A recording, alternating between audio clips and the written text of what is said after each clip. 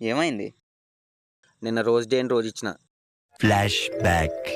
Happy rose day. అబ్బా ఈ రోజు రోజు ఇచ్చామంటారే ప్రపోజేనా?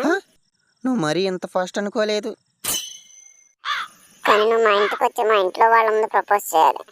దమ్ముందా? నాకు దమ్ముందా? రేపు రెడీగా ఉండు మై డియర్ లవ్. వెళ్ళావు మరి? వెళ్ళా, కానీ మా లవ్ వాళ్ళ ఇంట్లో వాళ్ళకి ఇష్టం లేదు. ఆ అమ్మాయికి ఇష్టమేనా?